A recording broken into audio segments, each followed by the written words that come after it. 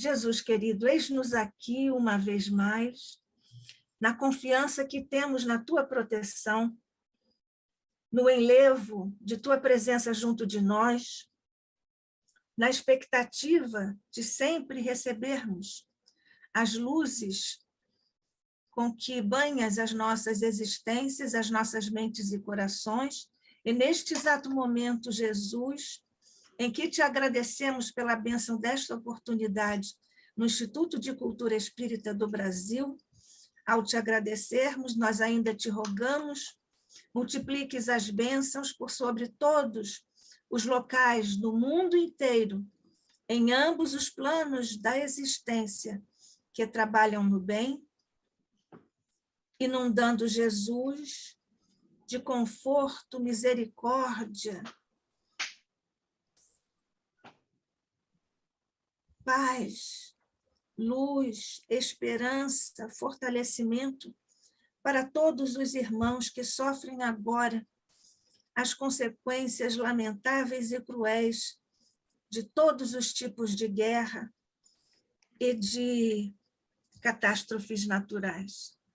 Possam eles, Mestre, receber agora o influxo da tua bênção, porque nossas energias nós estamos enviando neste instante, para que pela matemática do amor tu multipliques todas essas vibrações de fraternidade em benefício desses nossos irmãos. Em especial, Jesus, nós te rogamos as bênçãos por sobre o Instituto de Cultura Espírita do Brasil, o ICEB, por sobre todos os seus mentores de todos os tempos, representados neste instante em que pensamos em todos eles, por Jorge Andréa e Deolindo Amorim. Nós te rogamos, Jesus, bênçãos, esperança e recuperação rápida para nossos queridos irmãos César Reis e José Henrique Rubim de Carvalho. Nesta vibração de amor, nós te rogamos ainda as bênçãos por sobre nossa querida irmã Rosa Rita Martins, que vai nos falar sobre epigenética, uma área de sua competência profissional. Graças te damos hoje e sempre, sob a graça de nosso Pai.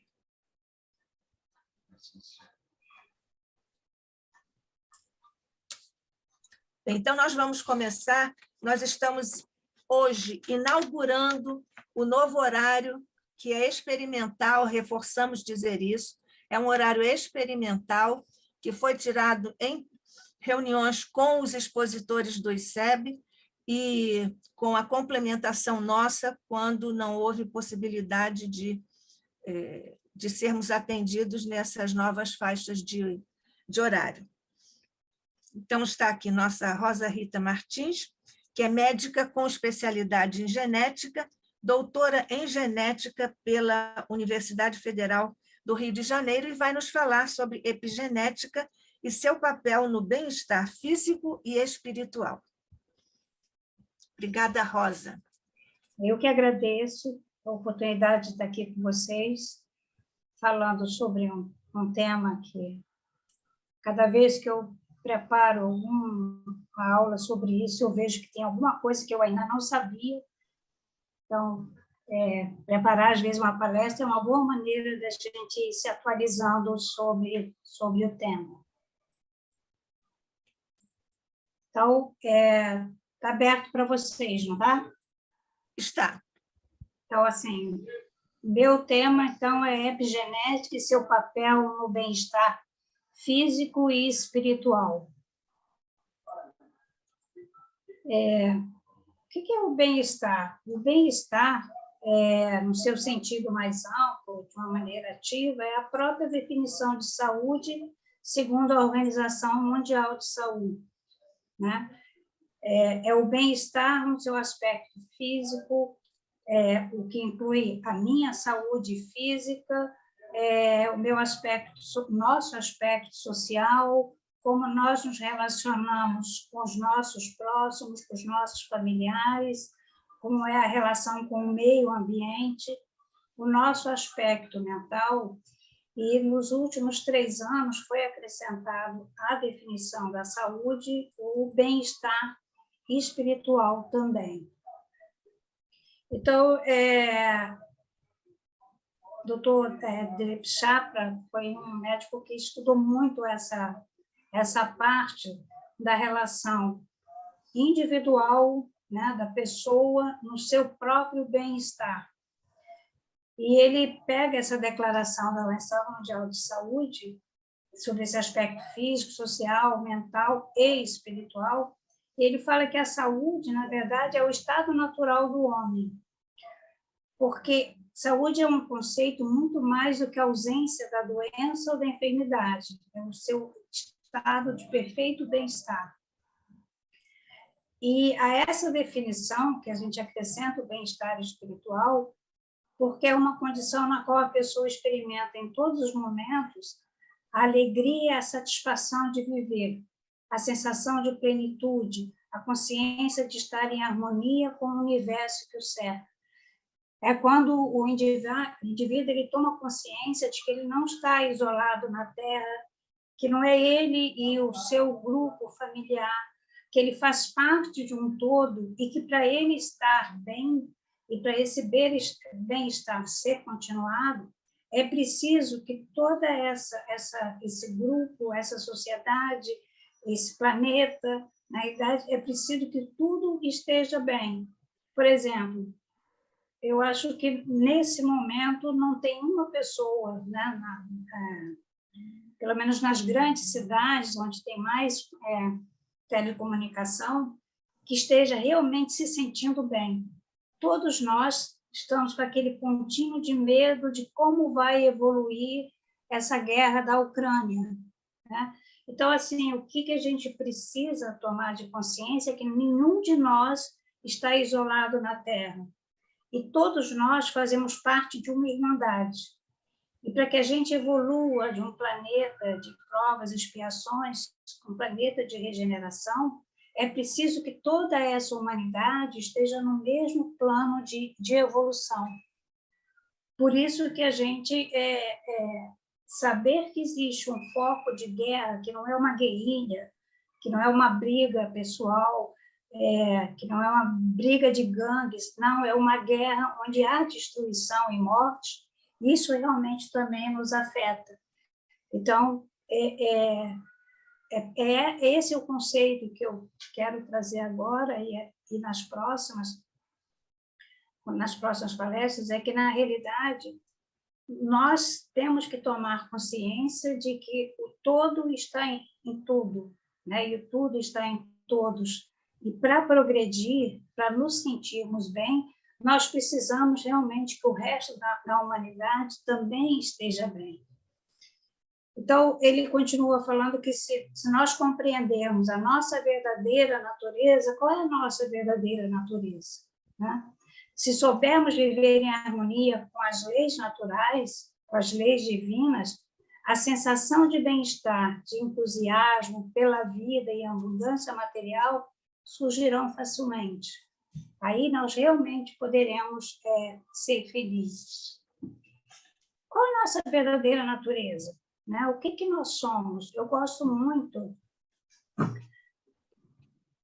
dessa definição de Teilhard de Chardin, né? Um padre que foi um filósofo, que ele nos fala que não somos seres humanos vivendo uma experiência espiritual, somos seres espirituais vivendo uma experiência humana. Então, nós precisamos nos conhecer no nosso aspecto humano, mas precisamos buscar também esse conhecimento na nossa parte espiritual, naquilo que nós realmente somos, né? Então, assim, eu já falei isso mais de uma vez, que para a gente se conhecer, a gente deve estudar genética, né? Todos nós temos que ter alguns conceitos de genética, mas é um conceito mais amplo, não é aquele conceito que na hora de fazer a prova de vestibular, que desespero ficar calculando aquelas probabilidades, se a Evelinha ia ser rugosa ou lisa, que genética, na realidade, é muito mais do que isso. Genética significa também o conhecimento do seu corpo físico, como o seu corpo físico é constituído. Ela é uma ciência que estuda, né, que vem da palavra gene, que significa uma unidade de hereditariedade, de transmissão de condições, né, que estuda a expressão e transmissão dos genes como nossas características e sua interação entre o ambiente e a carga genética. O que os genes são para nós? Eles são nosso catálogo, né? O nosso catálogo individual. Eles trazem as informações necessárias que formaram o nosso corpo, né? Que formam o corpo do ser que vai nascer, dirigem o crescimento, desenvolvimento físico, desenvolvimento mental, puberal, fertilidade, susceptibilidade a doenças, a nossa maturidade, o nosso envelhecimento, tudo isso tem realmente uma regulação genética, desde a primeira célula que se forma até o nosso envelhecimento, tudo isso tem um controle genético na nossa parte física, né? Lembrando sempre que nós somos espíritos habitando um corpo físico. A genética regula esse desenvolvimento do corpo físico e vai regular toda a minha ligação desse corpo físico com o meio onde ele está. É uma ciência relativamente nova, porque é dado para ela, como no início dela, de 1865, quando esse monge agostiniano, Mendel, descreveu, estudando ervilhas e feijões, ele descreveu as leis da hereditariedade, que até hoje são usadas, né? Quem passou pelo vestibular lembra a letrinha, o azinho minúsculo, o azinho maiúsculo, se as características eram dominantes, se eram recessivas, que depois tem características que são vários genes, tem características que são só uma par de genes. Então, assim, é a nossa constituição. E o grande avanço da genética foi a partir de 1990, quando foi iniciado o projeto Genoma, que tinha como objetivo fazer o mapeamento genético de todas as espécies, não só o homem, mas como também de todos os seres vivos, né? E isso foi muito importante, porque melhorou os diagnósticos, os testes diagnósticos, levou ao desenvolvimento de uma medicina personalizada. Hoje a gente já tem vários tipos de câncer, que você estuda a genética do indivíduo, estuda a genética do câncer e já te fala qual é a melhor terapia a ser usada para aquele caso. Já tem condições genéticas que você já faz um tratamento específico para o genoma daquele indivíduo. Então, a gente vai caminhando para menos tentativas de erros e acertos, às vezes, nos tratamentos das condições médicas, mas evoluindo para uma medicina personalizada. A gente vê muito isso, por exemplo, em câncer de mama. Você faz um estudo genético, depois faz um teste histoquímico do estudo, e você já sabe se você tem que ficar insistindo em quimioterapia, radioterapia, ou se você pode dar, às vezes, um medicamento antiestrogênico que vai realmente manter todo o controle daquele tumor. Isso foi foram os lucros que a gente foi tendo do projeto Genoma. Por outro lado, a gente aprendeu que não existe determinismo genético, porque quando começou o projeto Genoma, a ideia que você tinha é que você iria descobrir quantos genes, na realidade, a gente tinha, mais ou menos 25 mil, o que cada gene fazia, quais eram se ele sintetizava uma proteína, se a partir dele você sintetizava mais de uma proteína, qual era a função daquela proteína, e aí você conseguiria conhecer tudo, né? Desde o diagnóstico das doenças até a maneira como tratar as doenças. Mas não foi isso que aconteceu, porque não existe determinismo genético. Muito fácil para nós espíritas entendermos que não existe determinismo genético, porque nós não somos só corpo físico, é fácil a gente entender isso. Nós somos espíritos habitando esse corpo físico, que para ligar essas duas estruturas, uma que é matéria e outra que é energia, nós temos o perispírito. Esse perispírito tem uma porção que é ligada ao corpo físico, que é mais materializada, que tem a mesma, vamos dizer assim, a mesma constituição em termos de genes. Para você poder fazer a correlação, você tem que ter os mesmos átomos. Se você tem os mesmos átomos, você tem os mesmos elementos químicos, as mesmas moléculas, as mesmas características. E, do outro lado, existe a parte do perispírito muito mais quintessenciada, muito mais fluídica, onde essas ligações atômicas são muito mais leves, muito menos endurecidas, como a gente tem na matéria. E esse perispírito liga, então, o espírito ao corpo físico. Então, se nós somos essa unidade das três estruturas, a gente nunca poderia esperar que só o estudo do corpo físico fosse resolver todos os questionamentos humanos. Não é isso, tá? Então, todo corpo de ser vivo, na realidade, ele é o resultado, né, do seu material genético, do material que recebeu da família da mãe, que recebeu da família do pai, e suas características individuais, né? Nessa interação entre esse material genético e, na realidade, seu meio ambiente. Qual o seu meio ambiente? Seu meio ambiente físico, mas seu meio ambiente espiritual também. Tá? Então,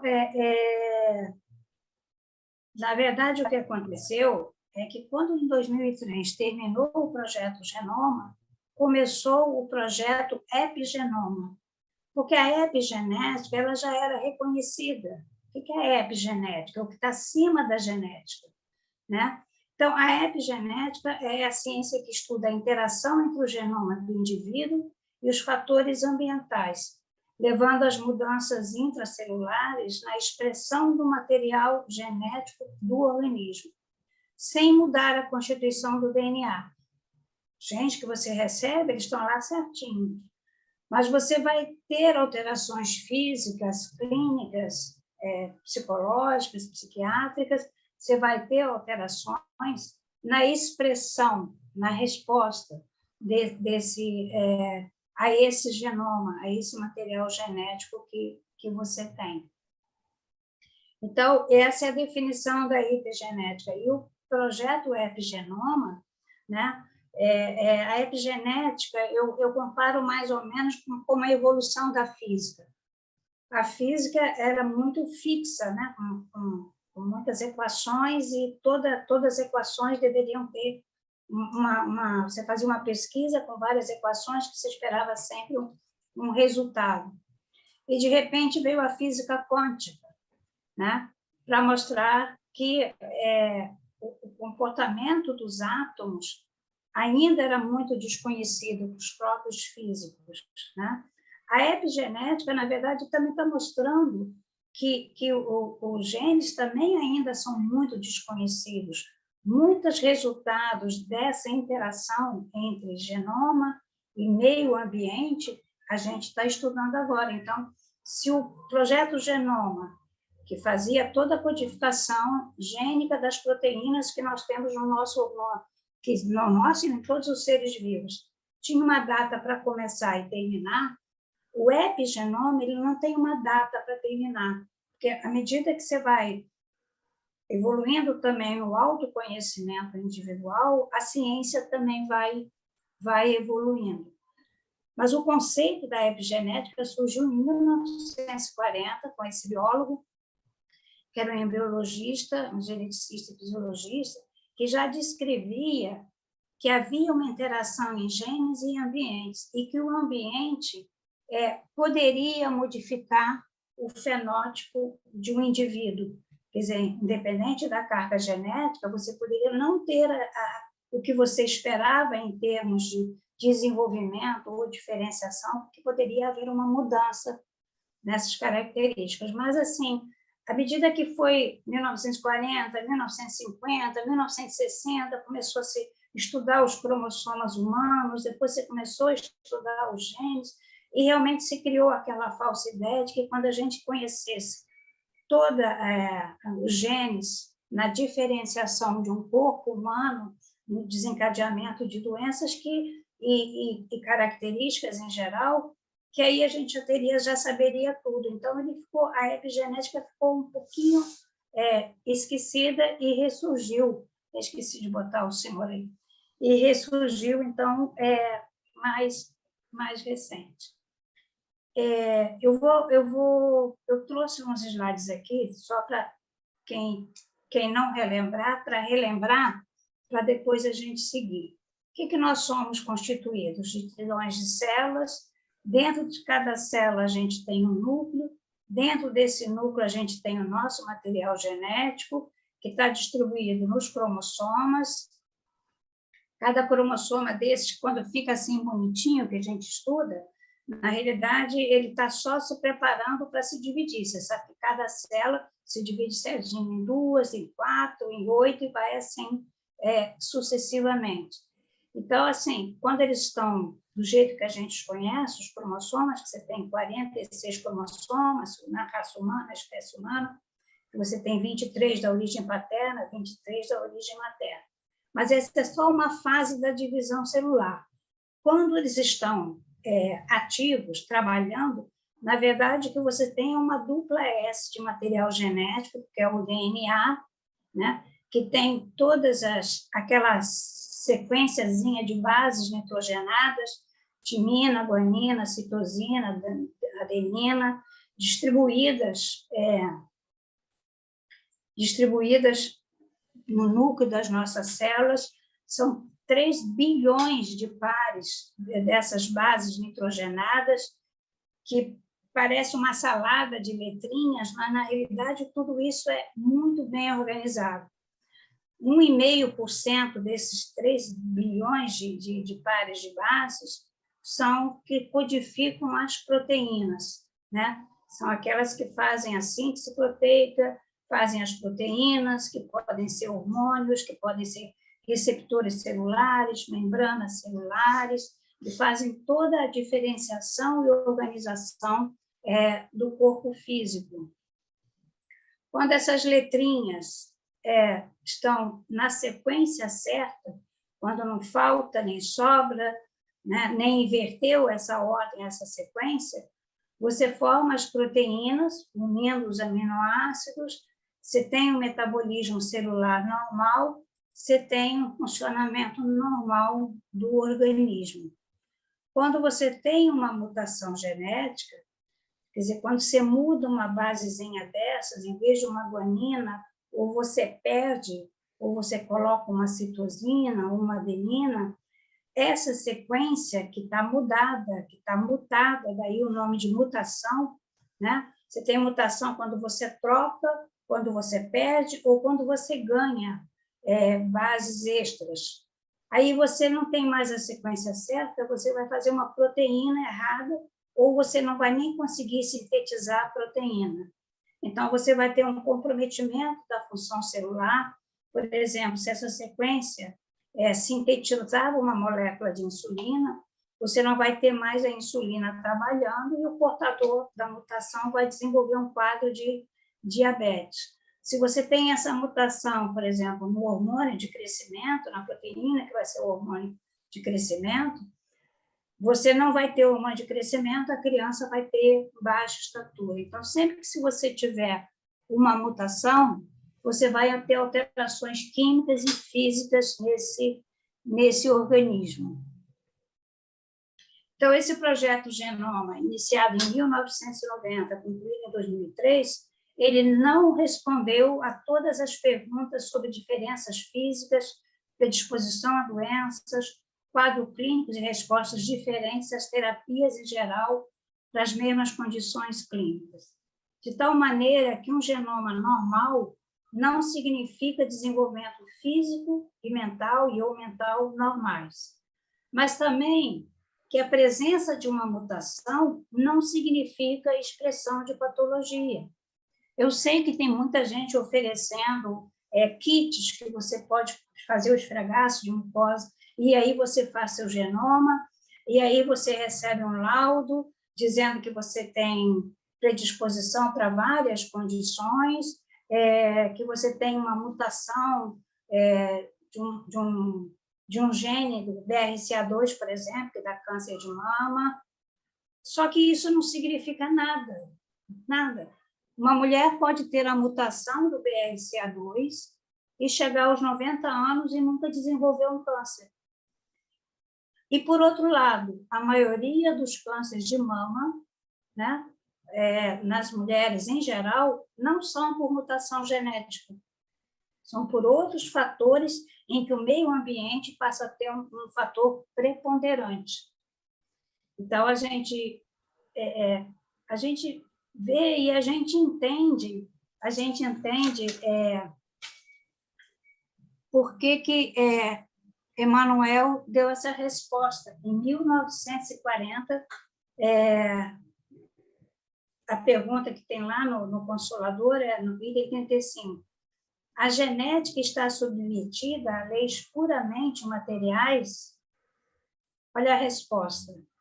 As leis da genética encontram-se presididas por numerosos agentes psíquicos que a ciência da Terra está longe de formular dentro dos seus postulados materialistas. Nós agora já estamos em 2022, não somos mais tão materialistas, já aprendemos muita coisa com física quântica, já aprendemos muita coisa com a própria genética, já estudamos muito mais a doutrina espírita, existem as outras doutrinas espiritualistas também, já sabemos que somos muito mais do que um mero corpo físico. Mas em 1940 a resposta estava perfeita. Esses agentes psíquicos muitas vezes são movimentados pelos mensageiros do plano espiritual, encarregados dessa ou daquela missão, junto às correntes da profunda fonte de vida. Eis porque aos geneticistas comumente se deparam com incógnitas inesperadas que deslocam o centro de suas atenções.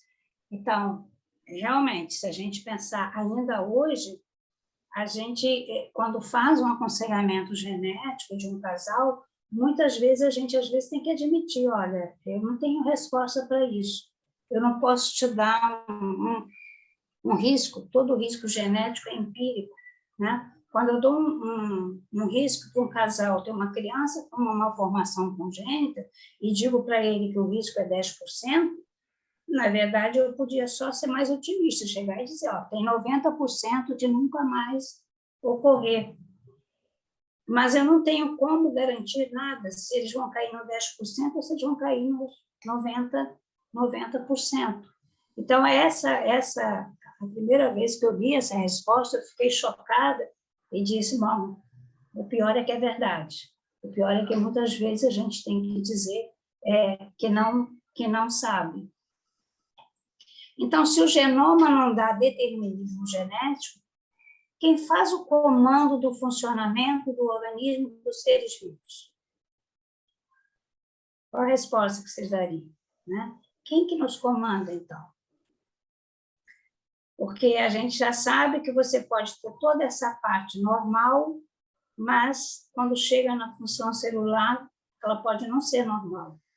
Então, na verdade, nós temos fatores ambientais, como exposição a substâncias tóxicas, fatores mutagênicos, vírus, radiação, mas temos também fatores psíquicos, fatores emocionais, que podem exatamente interferir, você tem tudo normal, mas interfere nessa função celular, e aí você tem alterações físicas ou psíquicas. Desculpa. Então, nessa parte das alterações psíquicas, nessa nossa parte do nosso bem-estar emocional. A psicologia positiva também é uma outra área da psicologia que vem se desenvolvendo nos últimos anos, né? Como aconteceu com a física, a genética, também vem se desenvolvendo. Eles foram lá buscar os conceitos de Aristóteles sobre a felicidade, né? Então, a felicidade hedônica, desculpa, Nádia, acho que eu vou entrar na tua área um pouquinho, mas aí se eu falar alguma coisa, você me complementa, por favor. Então, a felicidade hedônica se relaciona àquelas experiências afetivas vivenciadas por um indivíduo, né? É uma procura de estímulos ou situações prazerosas que, com o tempo, se desgastam. É assim, é quando você procura muito, relaciona o seu bem-estar a coisas materiais, a festas, a divertimentos, que são coisas que na primeira, na segunda, na terceira vez te dão muito prazer. Depois elas começassem a gastar. Se você ia a uma balada uma vez por semana, você tem que passar a ir a 2, a 3, né? De repente você tem que ter compromissos todo final de semana para realmente você achar que está bem, que você está feliz. Só que vai sempre querendo alguma coisa a mais, você vai acabando ficando com uma insatisfação crônica, porque ela seria uma felicidade muito material, né? Já a felicidade eudaimônica é aquela que resulta do esforço individual feito em direção a algo maior, algo que tenha sentido, uma motivação para capacidades culturais, sociais mais complexas. Prazer em sentir-se conectado aos outros e com algo maior do que você mesmo, né? Eu até lembrei, né, da caridade. Qual a definição de caridade? É o amor em ação. É você chegar no final do dia e se sentir bem porque você sentiu que o seu dia foi útil para o outro, mas se ele foi útil para alguém, também foi útil para você. É quando você coloca a sua felicidade não só numa coisa que satisfaz, mas naquilo que te satisfaz e que satisfaz as pessoas que estão à sua volta. E aí, quem estuda essa parte genética de comportamento conseguiu provar? Conseguiu provar que a busca de prazer da forma hedônica altera o padrão de expressão genética de maneira semelhante ao estresse. Quer dizer, libera cortisol, adrenalina, acaba predispondo a doenças como diabetes, hipertensão arterial, a elevação do corticoide interfere no mecanismo autoimune, então você fica mais predisposto, né? O estresse, ele te predispõe a doenças autoimunes, como artrite reumatoide, você fica mais propenso às doenças crônicas. E isso eles conseguiram provar no laboratório, que você, independente do seu material genético, você estuda aquela sequenciazinha de bases, o que nós chamamos polimorfismos. Então, existem polimorfismos genéticos que você estuda e você vê que eles interferem na expressão da sua carga genética e, de repente, sua família não tinha nenhum caso de depressão e, de repente, começa um quadro depressivo, porque é um quadro depressivo muito mais reativo, muito mais relacionado à sua insatisfação, às vezes à autoinsatisfação, com a insatisfação com o meio que o cerca. E eles não observaram essa mesma variação de polimorfismos nas pessoas que eram muito mais do comportamento de eudaimonia, né? Que, pelo contrário, ele fortalece o sistema imune. Então, nessas pessoas, eles encontraram, estatisticamente, muito mais polimorfismos responsáveis à melhora do sistema autoimune. Então, assim, com isso, eles conseguiram mostrar que a epigenética ela tem um papel muito importante até nessa parte do bem-estar psíquico-emocional, tá? Então, fatores ambientais, físicos, psíquicos, e sempre que a gente fala do emocional, de quem é a emoção? De quem é o sentimento? É do espírito. Então, sempre que eu estou falando de estado emocional, na realidade, eu estou relatando ao espírito.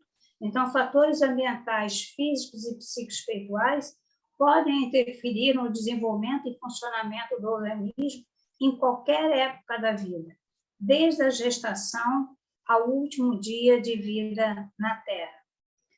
Na vida intraútero, lógico que causam retardo de crescimento, lesão de células cerebrais, malformações congênitas, cardiopatia, né? Mas eu botei a síndrome alco-fetal, depois é que eu vi que eu vou repetir ela depois de uma turma, mas não tem problema. Quando eu coloquei ela aqui, eu coloquei porque todo mundo sabe que a mulher não pode beber durante a gestação. Não pode beber desde que ela faz o diagnóstico da gestação, que geralmente ela está com 5 para 6 semanas. Pelo menos ela deve evitar qualquer tipo de álcool até o final do 4º mês e, de preferência, depois beber socialmente. Mas não é o beber socialmente de beber quinta, sexta, sábado e domingo. É o beber social, o beber socialmente do ocasional, uma festa, em pequenas quantidades. Fora disso, a mulher não deve beber. Por quê? Porque quem vai ser suscetível àquele álcool é a criança que está sendo gerada. Então, 60% dos filhos de mulheres alcoólatras podem ter algum efeito dessa ingesta de álcool pela mãe. 40% não tem nada. Então, é a suscetibilidade da criança que está gerada, que quer dizer, é a suscetibilidade daquele espírito que está animando aquele corpozinho em desenvolvimento, que pode levar aos efeitos da síndrome alco-fetal. Em qualquer idade, tem a susceptibilidade genética às doenças autoimunes, respostas variadas a infecções, as doenças neurológicas que aparecem com a idade, doenças crônicas, tumores, interferências emocionais e comportamentais. Então, isso a gente tem que ter muita consciência que isso não é obrigatoriamente determinado pelos nossos genes, mas muitas vezes está determinado ao nosso comportamento ou também ao nosso histórico de vidas passadas. Aquelas alterações que a gente tem a nível de perispírito, que quando nós reencarnamos, aquelas alterações vão interagir com o material genético do pai e da mãe e podem realmente modificar a expressão desses genes. Então, assim, eu me bato muito com a síndrome alco-fetal, de vez em quando há campanhas, porque os efeitos eles podem ser mínimos, mas o comprometimento do sistema nervoso central geralmente é bem precoce, né? Principalmente na mãe que bebe desde o início da gestação. Então, no cérebro, ele diminui o crescimento. Geralmente, essas crianças têm um microcefalia, o perímetro cefálico pequeno. Tem dismorfias, tem pouca expressão facial, é como se elas tivessem uma tristeza crônica. Mesmo quando elas dão um sorriso, é um sorriso que não se completa, né? As infecções congênitas, né? Me preocupa muito essa campanha anti-vacina, porque a gente não tinha mais rubéola congênita, né? E, de repente, a gente começou a ver casos de rubéola congênita, a gente não tinha sífilis congênita, e aí, de repente, a gente começa a ver muitas pessoas não preocupadas com isso, aí você começa a ver sífilis congênita, né? A gente começa a ver casos de toxoplasmose, é como se, de repente, uma parte da nossa espécie humana resolvesse chutar o balde, não me vacino, não me preocupo. A gente sabe que sempre estão renascendo na Terra, às vezes espíritos que ainda realmente estavam em processo evolutivo.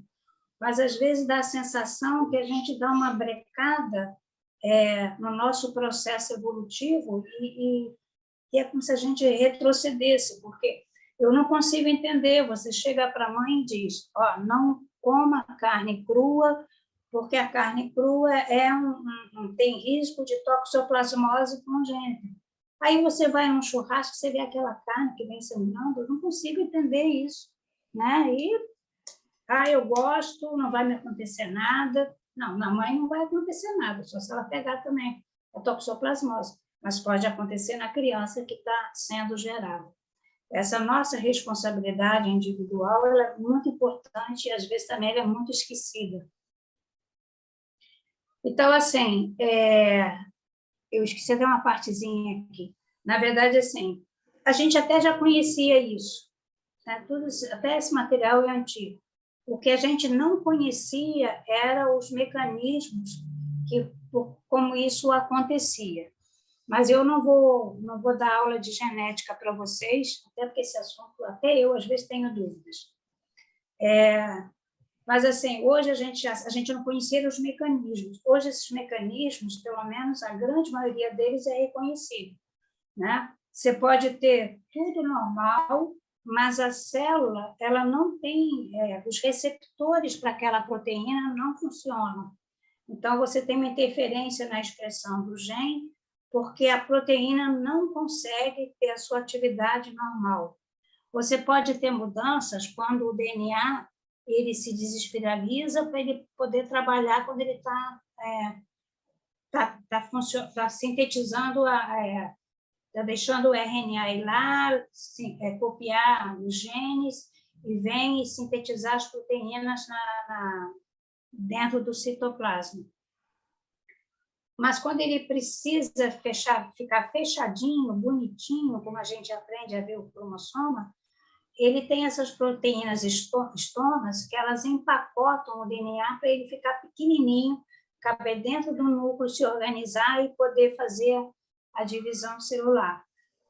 Mas quando essas proteínas têm algum processo de não funcionamento, então o DNA, o RNA, não consegue ler a sequência de DNA para poder levar para o citoplasma e fazer a proteína. O que nós aprendemos também nos últimos anos? É que nós temos uma ativação e desligamento de genes dependendo dos genes que vêm do pai e dos genes que vêm da mãe. A gente sempre diz, você tem um gene do seu pai e um gene da sua mãe. É verdade. Só que nós temos mais ou menos uns 50 genes, provavelmente mais do que isso, que eles trabalham, têm função celular, quando a origem deles foi do lado paterno. Ou eles trabalham quando eles vieram da mãe, né? Então, assim, esses são os nossos, as nossas, vamos dizer assim, a nossa segurança para que a gente não seja clonado. Que quando você clona uma célula, você pega a célula já com o DNA pronto. Você não passa pela espermatogênese, nem pela ovogênese, nem na formação do espermatozoide, nem na formação do óvulo. Por isso que nunca conseguiu se fazer um clone humano, porque você tem essas proteínas, esses genes, que eles só são ativados durante a gametogênese, durante a formação das células, dos óvulos ou dos espermatozoides. Aí é que esses genes são ativados. Então, você não consegue pegar uma célula humana e daquela célula humana você fazer um clone humano. É essa a dificuldade. Por essa ativação e desligamento de genes. E uma ação de micromoléculas de RNA, o Dr. Jorge adorava essas micromoléculas de RNA, porque elas são tão micro, né, que ele achava acreditava que talvez se eles tiverem essas micromoléculas de RNA tenham um papel na comunicação entre corpo físico e perispírito. Mas o que a gente sabe sobre esse microRNA? É que eles também são reguladores, né? Então, elas podem interferir na hora que você vai transcreve, vai o RNA para o meio da célula para fazer a proteína, eles não deixam a célula, aquela proteína ser sintetizada. E o que a gente sabe, então? Que existe uma série de fatores que interferem intraútero, mas que existem os fatores que interferem já depois que a gente nasce. São aqueles fatores que liberam radicais livres, né? O nosso organismo ele tem um número de antioxidantes para combater esses radicais livres. Mas quando você tem excesso de exposição a raios ultravioletas, excesso de poluição, uma vida extremamente estressada, uma alimentação deficiente ou totalmente errada, chega uma hora que o nosso organismo diz, gastou, já acabou tudo, não tem mais. Então, assim, e não adianta acreditar em propaganda de que você toma não sei o que, um antioxidante que você compra não sei de onde, que vem não sei de quê, porque os antioxidantes que a gente gere nos alimentos, eles vão funcionar bem, porque eles fazem parte da natureza. Os antioxidantes que são preparados em laboratório, a gente ainda não tem certeza que eles vão agir. Qual é a melhor maneira que a gente faz? Já que esses radicais livres, quando eles entram na molécula de DNA, eles podem causar mutações. Eles agem em vários locais. Eles causam mutações no material genético, eles lesam a membrana celular, eles abrem poros na estrutura onde não devia haver. Então, assim, causa uma série de membranas na membrana celular, e lesando a membrana celular, a célula já não vai ter seu funcionamento da maneira correta, tá? Desculpa. Então, a gente, é aquilo que eu estava falando para você, a gente até tem enzimas antioxidantes que ajudam a combater. Mas não tem como combater os excessos, né? Se a gente continuar usando tanto agrotóxicos como a gente vem usando e aumenta cada vez mais, né? Quanto mais agrotóxicos você libera, maior a possibilidade de você comer alimentos contaminados, mais radicais livres a gente vai, mais risco de tumores a gente vai ter, e a gente vai continuar vendo o aumento de casos de câncer. Um outro exemplo de que a expressão de uma doença é individual foi a própria Covid, né? Porque ela ainda está por aí nos não vacinados. Então, a Covid apresenta uma variação grande na manifestação de sintomas de pessoa para pessoa. O vírus é o mesmo, tá? Sofre mutações que afetam várias pessoas, não uma só. Então, ele continua o mesmo. Só que ela pode ser uma infecção assintomática, com poucos sintomas, em 80% dos casos, ou apresentar sinais clínicos mais sérios em 20% dos infectados. Então, os sinais e sintomas mais comuns são tosse, não preciso falar nisso, que você já conhece, né? Os sinais mais severos são mais raros, e só agora estão acontecendo nas pessoas que não fizeram nenhuma vacina, que não tomaram nenhuma dose da vacina, ou que tomaram a primeira e esqueceram de tomar as outras, né? Os sinais mais severos a gente sabe: confusão mental, perda de apetite, a falta de ar, a dispneia, que acaba levando à intubação. Então, assim, febre alta, dor no peito, confusão mental, a pessoa tem que ir para o hospital, né? Tem uma série de complicações que a pessoa pode ter depois. Mas o que a gente observa aqui? É um quadro clínico extremamente variado, mas o vírus é o mesmo. Então, o que está diferenciando aí é a pessoa que é contaminada. Então, essas variações que são observadas, às vezes, numa mesma família que se contaminou, às vezes as pessoas moram na mesma casa, aí você tem, né? Teve um caso, né?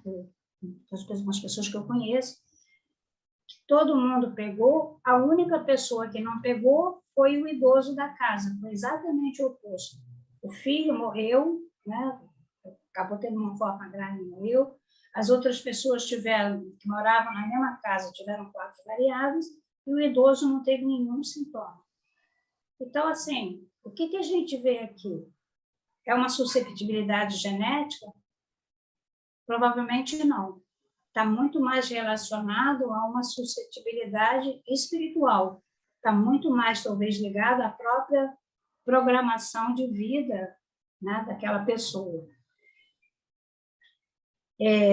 Eu tenho quanto tempo? Esqueci de olhar. Desculpa, eu vou acelerar aqui um pouquinho. Não, Rosa, você fique à vontade, porque nós começamos com atraso, então você fique à vontade. Tá, mas eu vou parar de falar, vou me focar no que está aqui, tá? Tá bem. Bom, vocês lembram, né, que eu falei que as características psicológicas da pessoa também interferem no bem-estar. E a espiritualidade é também muito importante na saúde e no bem-estar. Então, assim, Koenig é um médico que estuda muito isso, ele é um geriatra, um psiquiatra geriatra, então ele tem vários livros publicados falando sobre a importância da prece, que ela melhora o sistema imunológico dos pacientes, que as pessoas que têm alguma fé, né, religiosa ou espiritualista, que ela tem menos tempo de internação, tem menos recidiva de doenças, né? Esse médico italiano, Savioli, ele estudou mais de 5.000 adultos entre 21 e 61 anos, né? E ele observou que entre aqueles que praticavam ou seguiam praticantes ou que seguiam uma corrente espiritualista, havia 23% menos de mortalidade que aqueles que não praticavam nenhuma religião. Mas o Koenig, ele sempre chama a atenção também que depende da religião. A gente sabe que espiritualidade é uma coisa, religião é outra coisa. Então, assim, a espiritualidade é quando você acredita numa energia, no universo, né, que te dá vida. Você sabe que há uma força transcendental que nos dirige, que nos criou, que nos dirige, né, e que a gente pode, de alguma maneira, cultivar, e que a gente sabe que a grande maioria delas trabalha muito o amor ao próximo. Ou você tem uma religião, né? Mas aí ele fala que é preciso que essa religião não seja aquela religião que pune, né? A gente sabe que algumas crenças não dão esse benefício da espiritualidade, porque eles não acreditam que tenha um Deus que perdoa, que seja um Deus pacífico, misericordioso. Eles acreditam naquele Deus que pune, que mata, né, que castiga de uma maneira mais severa. Então, quando você tem esse tipo de doente e ele bota na cabeça que ele está sendo punido por Deus, ele sempre diz que esse é o pior doente para você tratar, porque ele já assumiu uma culpa que talvez ele nem tenha e já assumiu uma punição. Então, esse é o doente que talvez vai evoluir mal na terapia, seja uma quimioterapia, seja aquele paciente que vai complicar, se for uma cirurgia simples, vai complicar. Então, quando eles não acreditam no perdão, eles se sentem culpados, ficam deprimidos, elevam o nível de cortisol, né, vai entrar naquele quadro de estresse, reduz o sistema imunológico e aí pode piorar do quadro clínico.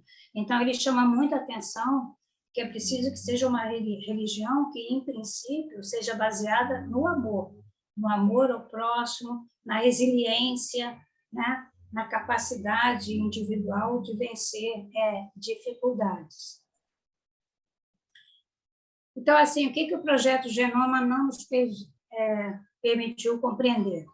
Sendo o código genético universal comum a todos os seres vivos, bactérias, fungos, vegetais e animais, porque há essa grande diversidade genética em cada um deles. e principalmente porque os homens que compartilham 99,9% desse código genético são tão diferentes entre si? A gente sabe a resposta, porque nós não somos só esse código genético no corpo físico, né? Nós somos espíritos habitando esse corpo físico.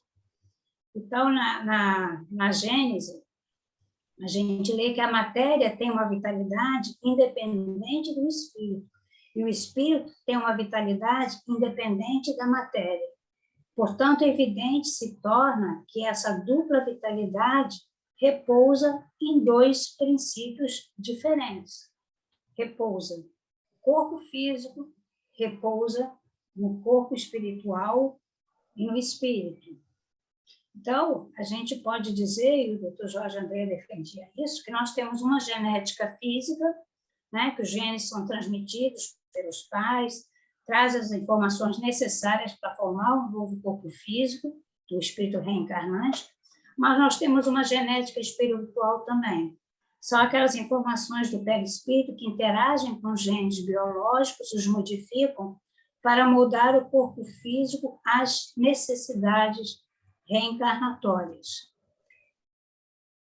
Então, na vida, cada ser que renasce, cada ser espiritual, ele é o editor e é o construtor principal da sua vida, né? Ele renasce em um novo corpo físico que é resultado da interação entre as características genéticas herdadas dos pais e as características carreadas pelo perispírito, resultantes das reencarnações anteriores, para então vivenciar as expiações, as provas, as missões, né? Então, nas provas, a gente pode ter na programação reencarnatória algumas até dificuldades, às vezes algumas até doenças, mas assim, essas situações elas poderão variar de acordo com como o indivíduo se comporta na sua relação com o meio ambiente, consigo mesmo e com o próximo. Então, nas provas que a gente programa no mundo espiritual, o comportamento que a gente tem na Terra, como ser encarnado na Terra, vai ser o nosso mecanismo epigenético.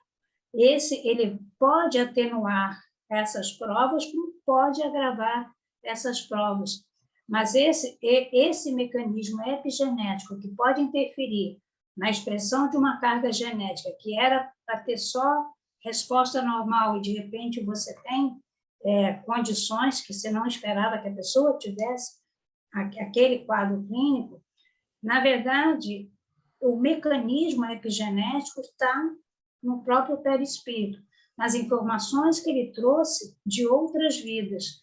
E a epigenética, nesse caso, vai agir fazendo as modificações que forem necessárias, mas que podem ser atenuadas, dependendo de quê? Dependendo do comportamento que o indivíduo tem nessa encarnação. E nós temos as dívidas, mas dívidas, por que eu botei dívidas aqui separadas? Porque às vezes eu já ouvi isso, né? A pessoa fuma 2 pacotes de cigarro por dia, tem câncer de pulmão, vira para mim e pergunta: o que você acha que eu posso ter feito na outra vida para ter esse câncer de pulmão agora? Falei, na outra vida eu não sei, mas nessa eu sei.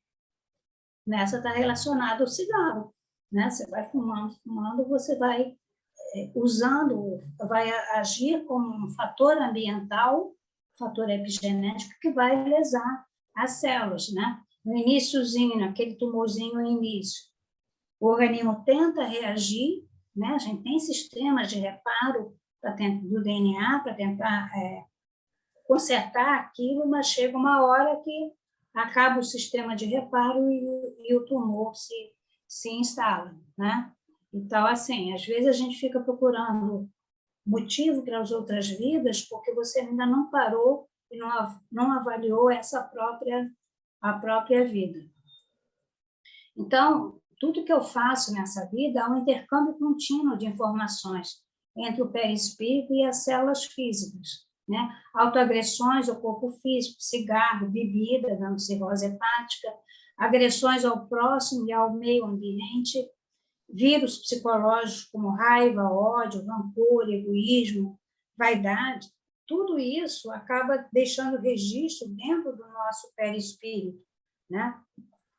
Que vai interferir na função celular na próxima vida, com a expressão de doenças físicas e até doenças psíquicas. Então, assim,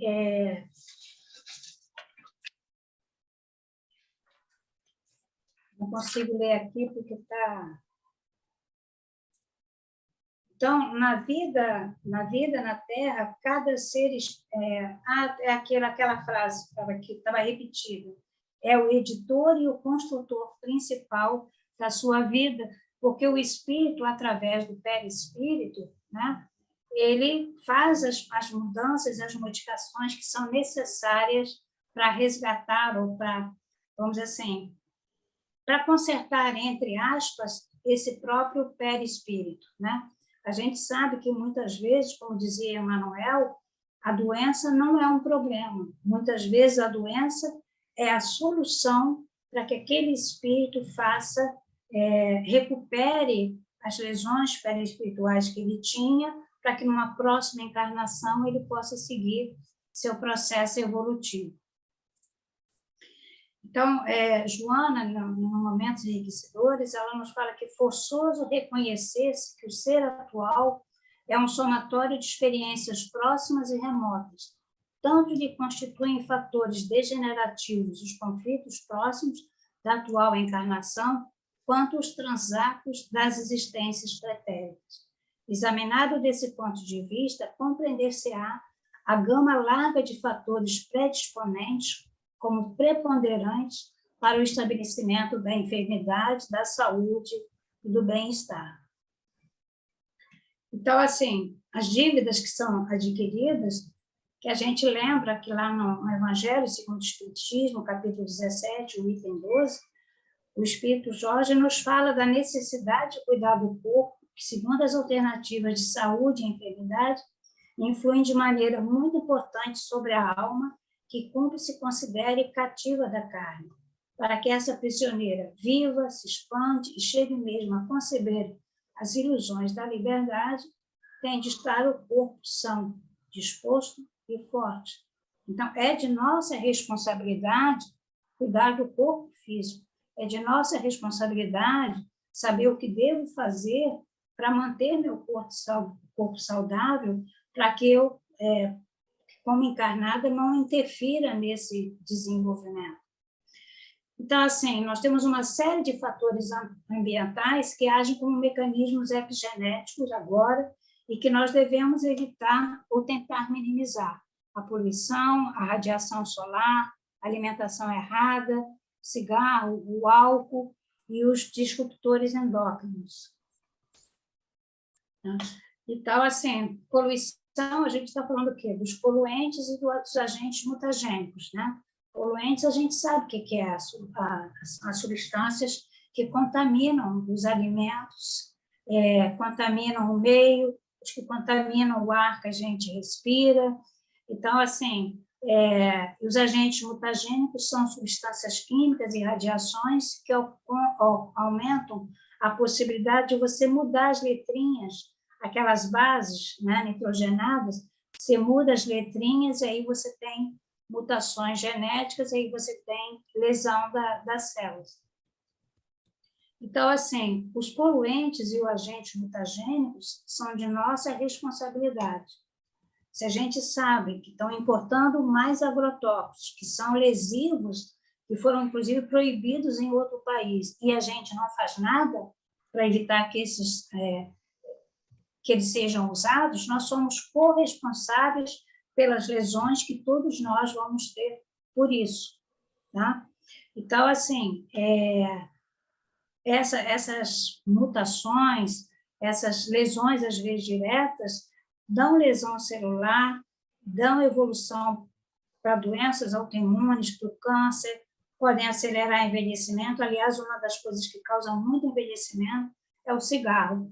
Se vocês observarem a pele das mulheres que fumam, vocês vão ver que o envelhecimento facial e mesmo da pele do corpo é bem mais acentuado. Existe também os conservantes, né? Os conservantes, tanto aqueles conservantes de materiais de alimentos que são guardados em plástico, né? Como aqueles compostos que deixam aquelas carnes bem bonitinhas, que dá água na boca quando você vê, como nitrito, nitrato de sódio. Então, principalmente alimentos defumados e embutidos, né? Eles são cancerígenos. Quando eles são em excesso, consumidos em excesso, eles são cancerígenos. Então, se a gente sabe disso, porque os meios de comunicação vivem falando disso, por que a gente ainda... porque, na realidade, nosso problema é o que é em excesso. Né? Se você come salaminho de vez em quando, se você come mortandela de vez em quando, não tem problema nenhum. Nada que for usado na nossa vida de uma maneira comedida vai nos dar problema. O problema são os excessos, as pessoas que só se alimentam disso. Né? Então, assim...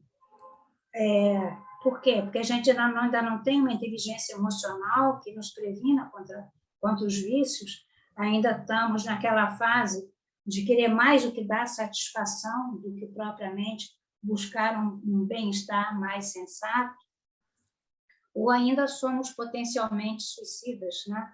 Sabe que vai fazer mal, mas e daí? E daí acho que é a pior expressão que tem na nossa espécie. Os disruptores endócrinos, eles são desreguladores endócrinos, quer dizer, eles mexem no nosso sistema endócrino. Então, eu sempre falo do hipotireoidismo, que vem aumentando progressivamente a incidência na população geral, principalmente nos mais idosos, mas não é porque eles gostem dos idosos. Na realidade, é porque quanto mais idoso, maior tempo da sua vida você foi exposto a essas substâncias.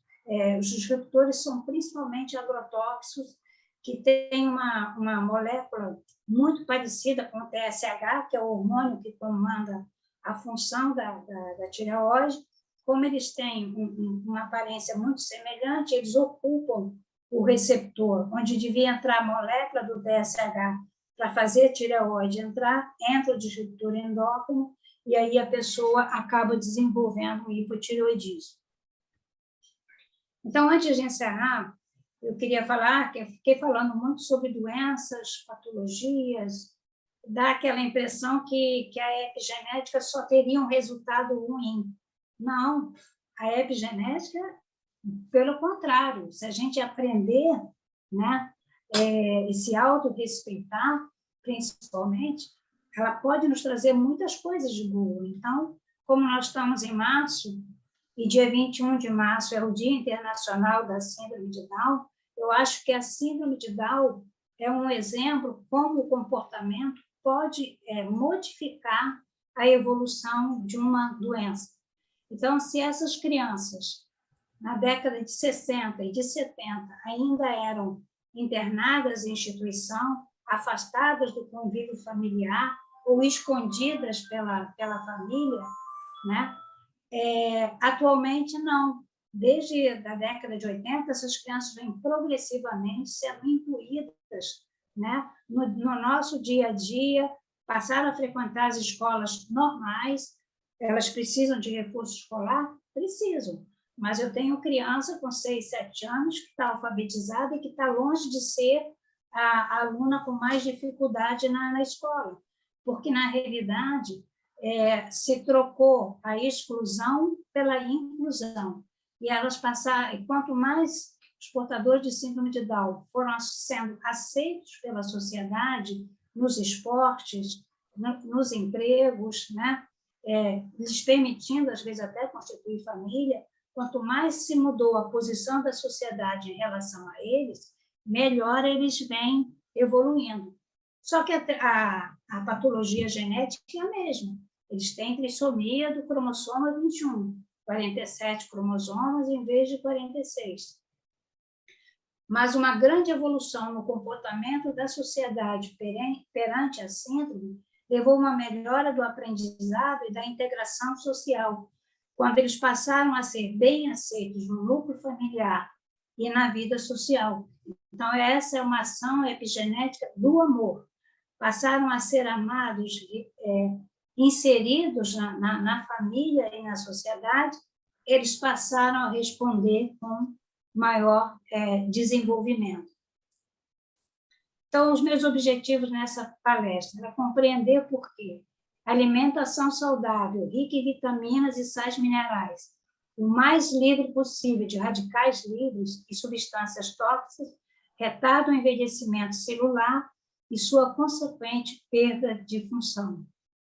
Pode-se herdar susceptibilidade genética para doenças crônicas? Pode. A gente sabe que tem condições que são familiares, como diabetes, hipertensão arterial, mas o desencadeamento da doença e a evolução dependem do comportamento individual em relação ao meio ambiente físico e psíquico. Às vezes, é até vantagem você saber que na sua família tem diabetes, que na sua família tem hipertensão arterial, porque aí, desde a infância, você pode não só se cuidar, como cuidar de seus filhos, né? Acostumá-los a não comer doces, né? Que eles aprendam a maneira correta e que você também tenha esse tipo de comportamento, que talvez você nunca venha a desenvolver aquele diabetes que tinha na família. Compreender por que a resposta clínica é individual aos processos inflamatórios, infecciosos, aos tratamentos de câncer, aos usos de medicamentos em geral. O mesmo vírus causa sinais clínicos e gravidades diferentes em uma mesma família que mora na mesma casa. E compreender que espiritualismo, otimismo, fé, amor em ação são fatores ambientais positivos que melhoram o nosso bem-estar e dos nossos próximos. Então, era isso que eu queria trazer para vocês. Desculpem se eu avancei um pouquinho mais. A gente sempre acha que está com pouco material na hora que a gente apresenta, que vê que é o contrário. Mas era isso que eu queria trazer para vocês. Ô, Rosa, você está sempre com material excelente, em excelente dose, e você sempre amplia com a sua explicação. Nós agradecemos muito essa sua preciosa colaboração, particularmente quando você estabelece e atinge esses objetivos na sua palestra, porque isso traz um enriquecimento muito maior para todos nós do ponto de vista da comprovação pela ciência dos postulados que nós temos já na doutrina espírita, e você fez isso, como sempre, com muita clareza, propriedade e em extensão e profundidade. Muito obrigada, doutora Rosa Rita Martins. Eu agradeço. Nós todos aqui que estão, praticamente todos, sabem que nós tivemos uma intercorrência no início com a questão da internet, então nós avançamos um pouco, iniciamos com atraso por esse motivo. Eu peço a compreensão de todos para nós passarmos agora as perguntas aqui do chat, e quem tiver alguma outra pergunta já pode ir digitando. Eu vou repassar agora. Podemos iniciar, Rosa? Sim. A Rosa, no início, fez uma observação sobre as repercussões genéticas, porque todos atualmente estamos muito envolvidos com a guerra na Ucrânia e tudo mais. E a Tereza fez aqui uma observação. No momento, não temos só medo, que foi a hipótese que a Rosa trouxe no início do comentário dela. No momento, diz a Tereza, não temos só medo, mas tristeza profunda ao assistir tantas barbáries, tanto primitivismo. É impossível não sentir, pois tudo está interconectado. Verdade. Todos estamos interconectados.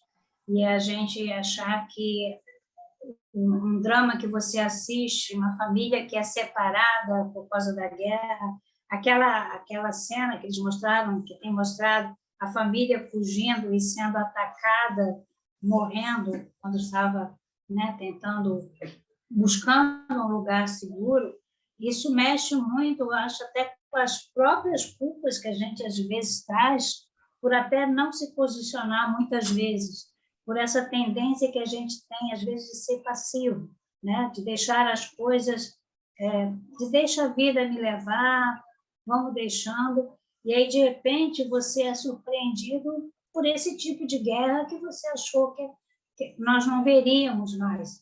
A gente achou que todas as guerras eram igual aquelas guerras que o míssil ia lá e mirava um lugarzinho e caía exatamente naquele lugar. Mas, na verdade, é porque a gente não via onde o míssil tinha caído de verdade. A gente acreditava, porque é muito fácil você acreditar no que dizem, né? Agora, a própria... eu acho assim, nós estamos numa fase em que nada é escondido, tudo é real. Agora, com o celular, tudo é filmado, tudo é visto, e a gente agora não pode nem dizer que não sabia, porque a gente sabe na hora. Isso realmente deixa triste até por a gente saber em que estágio evolutivo o nosso planeta está, que nós ainda vivenciamos esse tipo, essas ocorrências. Isso realmente deixa.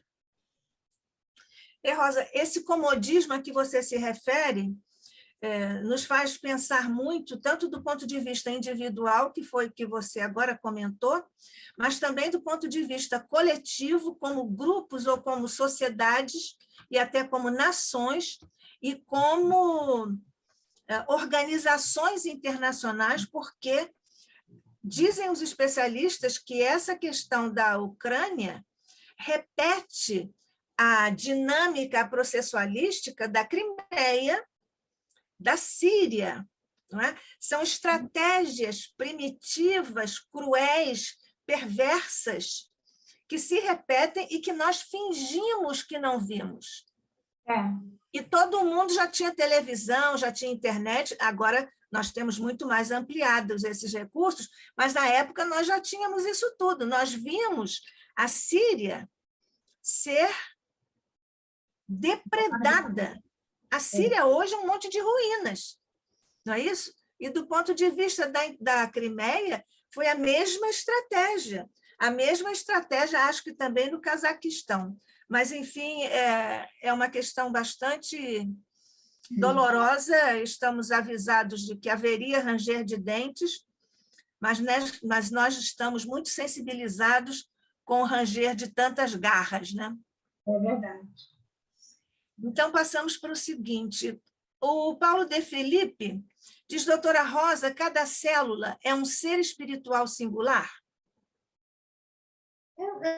Eu acho assim, ser espiritual é um só, né? Na realidade, todas essas células estão sob o comando do espírito. Mas cada célula é um mundo em si mesmo, né? E se a gente for ampliando isso, a gente vai chegar num bando de átomos interagindo entre eles, fazendo moléculas interagindo, fazendo tecidos se organizando e fazendo órgãos. Eu acho que toda essa energia que movimenta todos esses átomos é dado pelo próprio espírito. É essa energia espiritual. Então, assim, é um mundo em si mesmo, mas o comando de cada célula nossa é do próprio espírito. Como é que isso acontece, eu não sei. Né? Tem muita coisa que a gente não sabe, não temos capacidade de saber. Mas se você fosse ampliando, se a gente tivesse essa possibilidade que não temos, a gente na realidade, trilhões de átomos pulando de um lado para o outro, liberando e captando energia, interagindo, né? Agora, como é que isso tudo se organiza? De que maneira se organiza? A energia que dirige isso é o próprio espírito. Agora... Então, Rosa, o Paulo depois vai falar. Então, Rosa, cada célula é um elemento constitutivo do ser espiritual que somos. é dirigido pelo ser espiritual que nós somos. Sim, exatamente, pelo espírito, exatamente. Mas não é que cada célula seja um ser espiritual.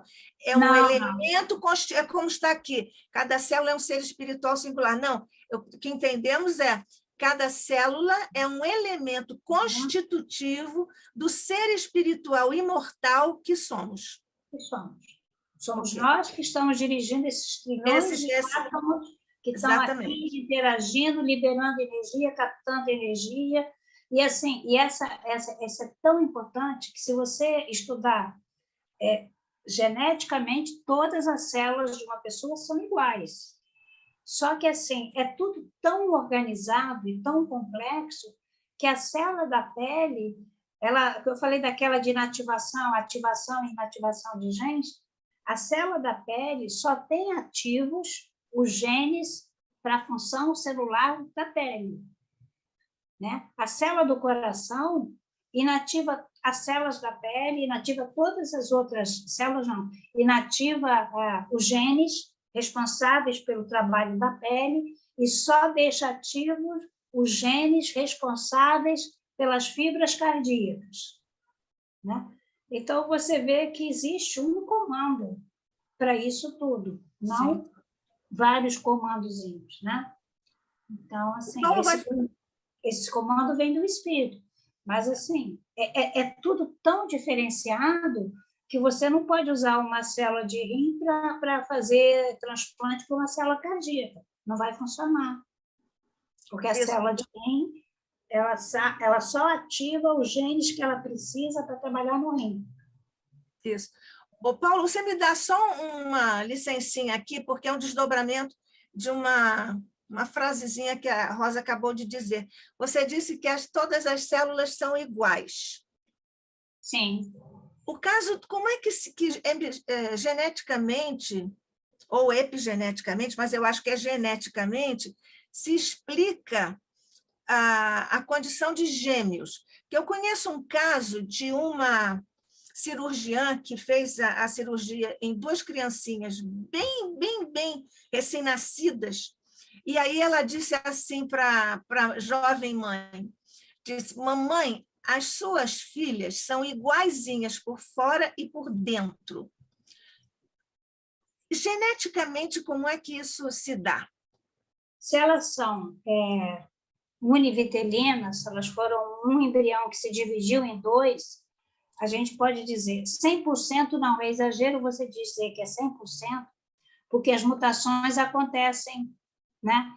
Mas que elas sejam 99,999999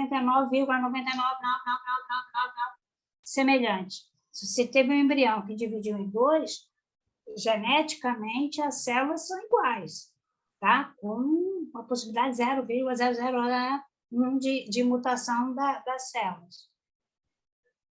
Individualmente, elas são diferentes. Então, elas nascem, uma pode se alimentar melhor, cresce melhor, fica mais alta, a outra, que é outro espírito, tá certo? Quando você precisa dividir um óvulo em dois, um óvulo fecundado em dois, é porque você tem dois espíritos ligados à mãe. Então, você precisa pegar aquele material genético e dividir por dois. Ou você consegue uma mulher que ovula 2 vezes, e você tem 2 óvulos prontos, né? Como é com a fertilização, ou você precisa, só tem um óvulo só, mas não interessa, tem 2 espíritos para nascer. Então, aquele óvulo se divide. Então, eles geneticamente são iguais, mas isso não significa que elas terão o mesmo peso, a mesma altura, que serão da mesma maneira, que reagirão da mesma maneira. Às vezes a mãe pensa que está tudo certinho, só que um gêmeo come bem, o outro gêmeo não gosta disso. Uma quer comer arroz com feijão, a outra detesta feijão, porque são indivíduos, espíritos diferentes. Cada um tem as suas próprias experiências daquilo que já gostava antes, que gosta agora. E pode se comportar com um meio ambiente diferente. Então, você tem uma série de condições. Às vezes, você tem gêmeos univitelinos, eles pegam um quadro gripal por citomegalovírus, que é um vírus que funciona epigeneticamente causando diabetes infantil, né? Então, os dois pegam a mesma virose, porque estavam juntos, porque vivem juntos. Dali a um tempo, um desenvolve um quadro de diabetes e o outro não desenvolveu o quadro de diabetes. Então, mesmo o fator epigenético depende da interação entre o fator epigenético e qual é o histórico de vida que aquele espírito que reencarnou precisa vivenciar. Ô, Rosa, e quando esses mesmos gêmeos, no caso, eu conheço essas maravilhosas meninas, crianças, quando acontece ao longo do crescimento, elas têm fases em que são muito parecidas, a ponto de nós nos enganarmos quem é quem. Depois há uma fase de diferenciação, que elas ficam um pouquinho diferentes, depois elas voltam a nos enganar novamente, ficam outra vez iguaizinhas. Esses são fatores epigenéticos? Pode ser, de harmonia. Quando elas estão bem harmonizadas, elas devem ficar uma excelente sintonia, elas devem ficar mais parecidas. Quando elas não estão harmonizadas, cada uma pega mais as suas características individuais. Uhum. Então, assim, são espíritos diferentes. O corpo físico pode ter sido dividido, mas os espíritos são diferentes. São diferentes. O Paulo, eu invadi aqui um pouquinho, desdobrei uma parte da sua pergunta, mas o Paulo já queria falar antes. Olha o seu microfone, Paulo. Seu microfone, Paulo. Pronto, elas estão me ouvindo agora. Então, eu falei isso porque nós estamos falando de dois mundos, o material, corporal, de células, e do espiritual, que é um mundo completo, no meu entender, completamente diferente, que se interagem. Mas, se são completamente diferentes, são leis diferentes. Pode ter semelhança. Isso no meu ponto de vista. Então, nesse ponto, eu estava dizendo o seguinte, por exemplo, as células do corpo humano, elas são altamente, como nós sabemos, disciplinadas, porque elas têm funções. A célula do coração, ela tem a função do coração. A do fígado tem outras funções, embora todas elas sejam células, né, do sangue e por aí vai. No corpo humano, cada um tem a sua função, cada grupo, né? Muito bem. E a gente vê que elas são bem disciplinadas, ordeiras, vamos dizer assim, para cumprir sua função. Até porque, o que é o câncer, como diz? É quando uma célula ela chuta o balde, ela cresce, ela sai da sua disciplina. Aí ela quer crescer fora do padrão que deve ser, e aí aquele problema, né, da doença. E também... às vezes não é ela que quer, né? Às vezes ela foi tão agredida que reage dessa maneira. Mas ela chutou o balde, vamos dizer, ela saiu da função dela, por uma série de razões. Mas, então, a gente está vendo isso então, do comportamento. Por isso que eu também acredito que as células sejam seres espirituais, minúsculos, lá o que seja, que estão no nosso corpo. Até porque, por causa disso. Por quê? Porque quando a gente tira uma célula do nosso corpo, ela tem vida. Isso aí é provado, né? Em laboratório, você tira uma célula do teu braço, do não sei de onde, você em laboratório, ela vive, mas ela vive. Ela tinha que morrer imediatamente. Se ela... Não, Paulo, ela vive durante um tempo. Mas então, ela não vive indeterminadamente. Poucas células de câncer conseguem ser multiplicadas por muito tempo. Isso é raro. Exatamente. Então, a gente está vendo que existe um comportamento... Por que é o sistema autoimune? Não seria mal, não sei se mal ou bem comparando, é como um exército dentro de um país, dentro de uma nação, dentro do planeta, que eles se controlam. Se tiver um grupo terrorista, eles vão lá e vão anular. É exatamente isso. As células autoimunes, elas elas matam as células que não estão se comportando como deveriam se comportar. Agora, qual é o critério que ela usa para isso? Não é o autoimune, na realidade, é mais ou menos elas atacam as células que não estão as células de nas suas defesa. funções. Não é As isso? células Elas de defesa matam, atacam as células que é estão... como um exército. Tem um grupo terrorista, o que uma nação faz? Pega não sei quem, o exército, lá quem seja, a força policial, não sei o quê, vai anular aqueles terroristas, porque eles estão criando problema para aquela nação. Mas olha a diferença. Não deixa de ter um problema aí. Ô, Paulo, deixa a expositora falar também em resposta. Pois não. Paulo, as células, o sistema é diferente. A gente até muito, quando dá aula, às vezes a gente também usa muito essa expressão, nós temos um exércitozinho de defesa, que a gente fica expondo o nosso organismo a uma série de fatores que são lesivos, e esse exércitozinho vai lá. Mas é muito mais... não seriam muito mais como robozinhos que são preparados para fazer uma determinada função, que tem um comandante, e esse comandante é o espírito. Você não precisa de mini espíritozinhos. Imagina que aquelas células são como robôs que recebem um comando e obedecem àquele comando, entendeu? Se você não tiver o comando, eles não vão trabalhar. Então, por exemplo, você falou da cultura de células. A gente tem células que você consegue cultivar em laboratório por um tempo, tá? Mas, depois de um tempo, quando acabar toda a energia vital que você tinha ali, que ainda estimulava a divisão celular, elas morrem. Então, você tem... vou te dar um exemplo também. Você tem os embriões. A mulher congela os óvulos, fecunda os óvulos. Se aquele óvulo não for fecundado, não for colocado no útero da mãe até 4, 5, 6 dias, ele tem que ser congelado, senão ele vai morrer. Porque o espírito que vai dirigir o desenvolvimento dele está ligado à mãe. Então, você tem que pegar aquele óvulo fecundado, aquele embriãozinho, colocar dentro do útero da mulher, para que o espírito se ligue ali e passe a comandar o desenvolvimento daquele óvulo, ou fecundar, ou congelar. Aí fica congelado lá, depois, quando você for reimplantar, é que você descongela.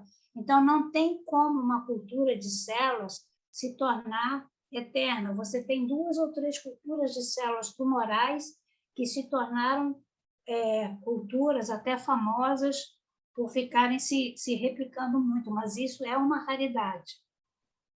Na realidade, as células funcionam durante um tempo, enquanto você tiver a energia espiritual que as dirige. Se elas ficarem dentro do laboratório, aquela cultura de células vai morrer. Ela não tem como sobreviver. Tá? Isso eu estou te falando com experiência, porque era a minha área. Fiz muita cultura de célula, para célula de pele, célula de embrião, para tentar dar um resultado para os pais. E se você, depois de um tempo, se a cultura não sai até 2, 3 semanas, você já começa a ter certeza que você não vai conseguir examinar aquelas células, que elas vão morrer.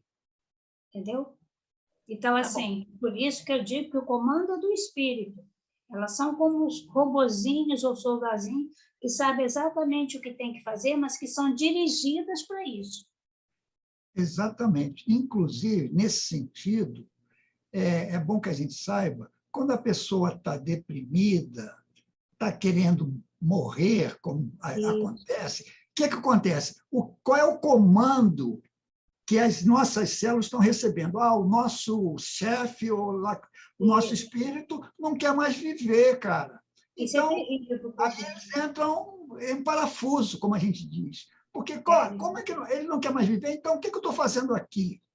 É mais ou menos por aí, dá um rebuliço, deve dar, porque a gente comanda essas células, elas são disciplinadas, elas gostam de fazer, elas têm suas funções.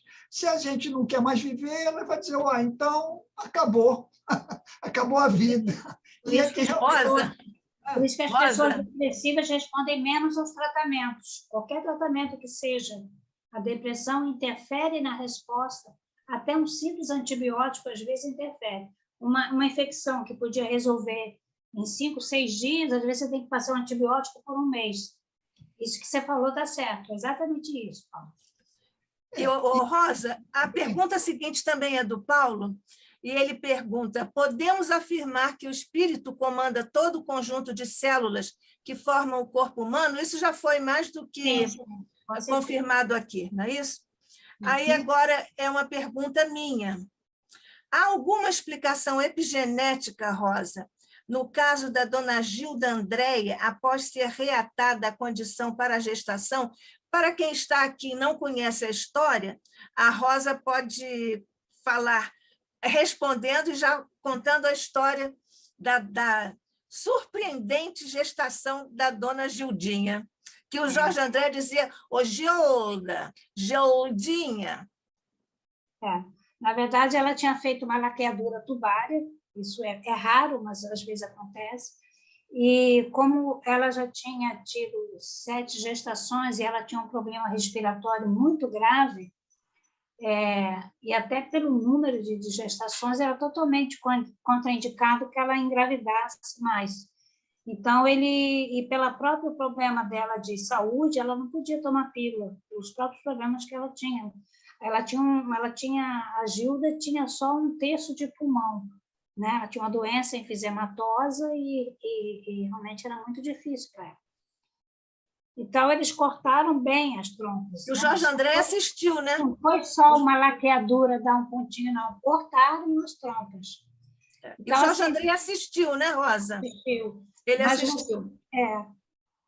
Alguns meses depois, ela apareceu grávida, né?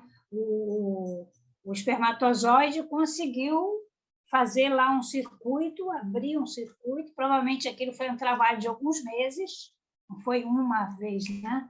Mas eu acho que o mundo espiritual havia necessidade de uma outra gestação. O próprio mundo espiritual, ela com certeza aceitou, porque isso tinha que passar por ela, né? Porque mexer nas células do espírito Gilda, né? Então, assim, foi no espírito Gilda. Então, ela tem que ter aceitou, né? Mesmo inconsciente, fisicamente inconsciente disso, e foi feito um circuito. Então, tem histórias em mulheres que fizeram laqueadura, que depois eles examinam a trompa, né? E há um caminho feito, né, artificialmente, criado pelo próprio espermatozoides, para o óvulo chegar até ao terço da trompa e poder fertilizar o espermatozoide, poder chegar no terço da trompa e fertilizar o óvulo que está lá. Ô, Rosa, eu posso fazer aqui... Tem que ter tido o aceite dela. Ela com certeza aceitou. Posso fazer aqui um acréscimozinho?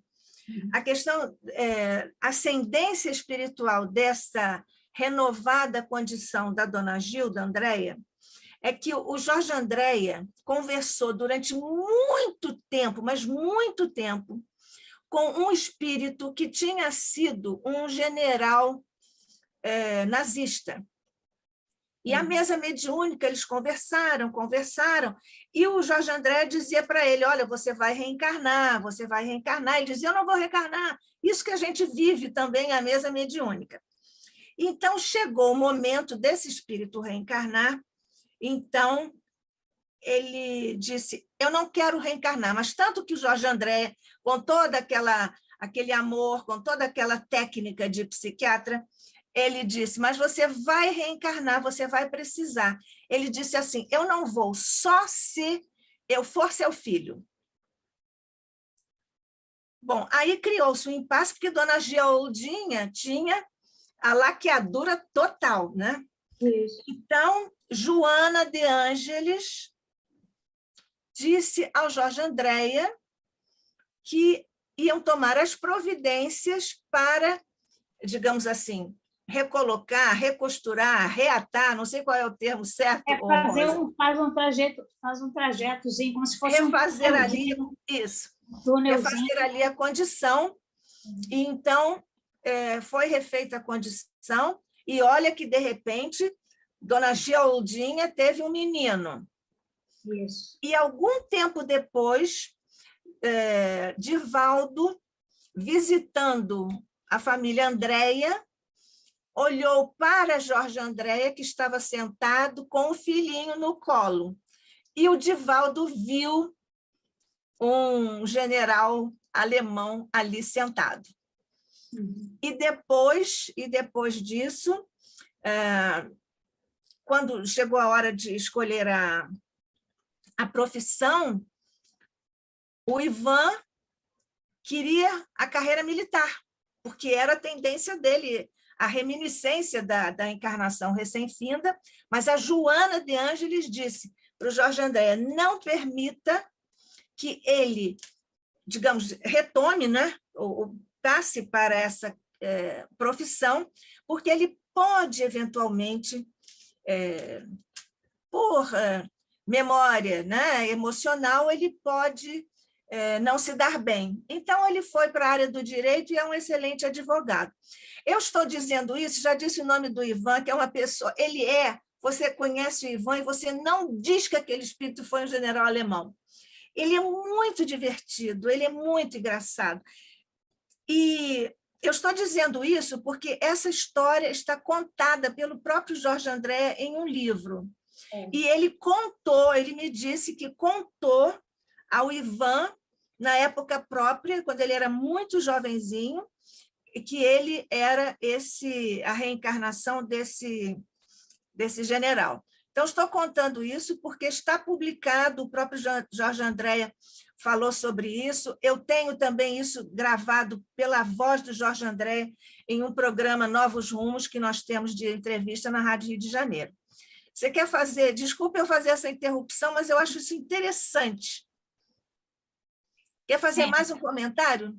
Não, não, só isso. Só o único comentário que eu acrescentei fora essa história que eu já conhecia é que houve o aval da Gilda. Certamente. A Gilda Espírito, ela colaborou com isso e era assim um filho muito amado para ela. Muito. Ela tinha assim um carinho, quer dizer, tinha carinho por todos, mas eu acho que o empenho da Gilda a vida inteira foi que ele tivesse uma profissão, que ele tivesse uma casa. Ele casou muito cedo, você sabe a história, né? Casou cedo, teve filhos muito cedo, né? Então, mas ela queria muito que ele tivesse um rumo, uma profissão, e ela tinha muito, tudo na vida dela, assim, eu acho que girava muito em torno do Ivan, né? A pergunta seguinte, mas isso foram fatores mais espirituais ou mais epigenéticos? No caso dela, fazer aquela condução, você já mexeu porque isso está relatado na literatura geral. Né? Eles já provaram que, algumas vezes, os espermatozoides conseguem modificar as células e criar um novo conduto, como se fizesse um novo caminho. Então, vai sempre um grupinho de espermatozoides. Então, para isso, você tem que mudar ali a constituição daquelas células. Isso não é genético, então isso só pode ser epigenético, porque genética respeita os fatores físicos. Se cortou, está cortado. Isso, não vai reconstituir o que cortou. Você precisou de um fator espiritual que atuou como epigenético para refazer um conduto, um túnel, né, para os espermatozoides poderem passar.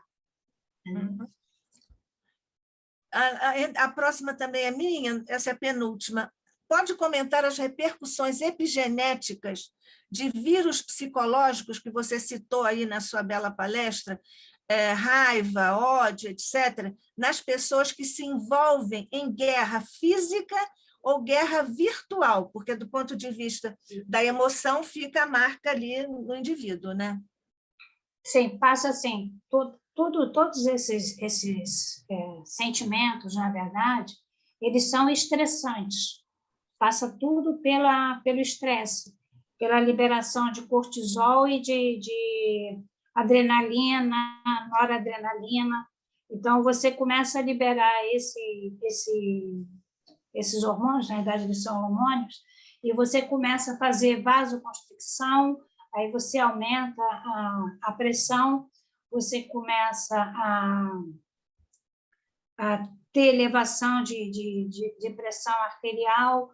Você, quando o cortisol aumenta, você baixa o sistema, as respostas imunológicas, então você acaba incentivando a autoimunidade.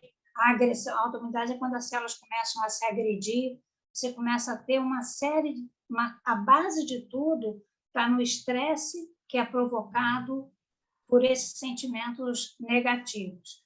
Depois que você começa a destruir as células, aí você vai direto. Então, assim, tudo passa pela elevação do cortisol. Se eu soubesse que ia ter tantas perguntas, eu tenho um esqueminha que vai mostrando as lesões vasculares, vai mostrando todos os mecanismos até o que dá o colapso da célula, porque depois que a pessoa começa a ter aquela descarga de adrenalina, chega uma hora que o organismo dá quer dizer, todo o excesso, toda a ação acaba tendo uma reação. Então, você fez uma descarga tão grande que você inibe o ACTH, que é o hormônio que comanda a suprarrenal. Então, o que o organismo faz? Poxa, tem cortisol demais. Fecha a torneira lá do ACTH para ele parar de estimular a produção do cortisol. E aí você diminui o cortisol. E aí a pessoa que estava agitada, irritada, começa a ter dificuldade para acordar de manhã, começa a acordar mais mole, e agora está deprimida, olha só, estava tão agitada, agora estou deprimida. Né? Aí você vê todas as consequências, na realidade, a depressão é porque o cortisol está baixo, subiu tanto que agora foi inibido, então está baixo. Aí vem a dinamia, a astenia, aí vem o nervoso porque não consegue mais fazer as coisas. Então você entra num círculo vicioso. Mais ou menos isso que acontece. Isso. Mas, olha, é claro que você poderia fazer esse outro esqueminha, mas acontece que as perguntas aqui foram suscitadas por comentários seus, alguma coisinha que você disse foi importante, nós destacamos. O Petronilo está fazendo aqui a pergunta: o câncer é uma doença kármica, Rosa? Olha, ele é kármica, mas não obrigatoriamente relacionado a uma vida anterior. Pode ser kármica dessa vida. Ou pode ser uma prova. Você pode ter pedido uma prova. Né? Você pode, na sua programação de vida, se você achou que na vida passada você teve muitas facilidades e que por isso você não evoluiu, quando você tem a vida toda muito fácil, você também não se esforça, né? Você se acomoda. Então, você pode dizer, não, é porque da vez passada não me deram nada que me obrigasse a pensar, a me retirar, a me autoanalisar, seja alguma coisa que me faça conter. Né? Se é uma pessoa que é muito ambiciosa, alguma coisa que me corte e eu não possa ir em busca dessa ambição. Às vezes a pessoa pode ter programado. Eu adoro aquele livro do André Luiz, o capítulo anterior, o 12, que fala das preparações, né, da reencarnação, porque ele coloca tudo isso muito bem. Então, assim, kármico, mas pode ser um kármico solicitado, programado, né? E como você também pode dizer, olha, a minha programação de vida é essa. Mas, por favor, me ajuda. Se eu estiver indo num sentido contrário, que vai paralisar meu processo evolutivo, me faz alguma coisa que me obrigue. O câncer é uma coisa que te obriga a parar, pensar. Muita gente modifica seus hábitos de vida depois de passar por um processo desses. Entendeu? Então, não vou dizer que obrigatoriamente é um resgate de uma dívida ou uma expiação imposta, né? Às vezes pode ser programado. Sim. Você se refere àquele capítulo de Missionários da Luz, em que existe a descrição do planejamento do Silvério, Sigismundo. do Sigismundo, tal. O capítulo anterior, do Sigismundo, é o 13. O capítulo 12 é riquíssimo para quem quiser estudar. Um outro livro que é riquíssimo para estudar reencarnação, preparação de reencarnação, é Memórias de um Suicida. Tem um capítulo só falando de perispírito, as mudanças que são feitas, como é que elas são programadas e feitas para a próxima reencarnação. E, às vezes, pedidas, solicitadas. Olha, nós não temos mais perguntas, mas estamos todos muito satisfeitos com as explicações, as respostas para as perguntas que surgiram e, evidentemente, agradecemos muitíssimo a sua mais uma brilhante exposição que você nos traz aqui para o ICEB. Eu que agradeço. Assim eu estudo, senão eu entro pela preguiça. Exatamente. Muito obrigada, uma boa noite para vocês. Nós vamos agradecer também, vamos fazer uma prece, né? Nós agradecemos, então, a Rosa, que é médica com especialidade em genética e doutora em genética pela Universidade Federal do Rio de Janeiro, e é expositora aqui do ICEB, do Instituto de Cultura Espírita do Brasil. Então, com o nosso agradecimento, vamos dizer que a Rosa volta. A Rosa vai voltar no dia 4 de abril. No dia 4 de abril, ela vai falar também uma segunda-feira, ela vai falar às segundas-feiras, todas as semanas do mês, né? De cada mês. Evolução dos seres vivos na Terra, formação dos reinos da natureza.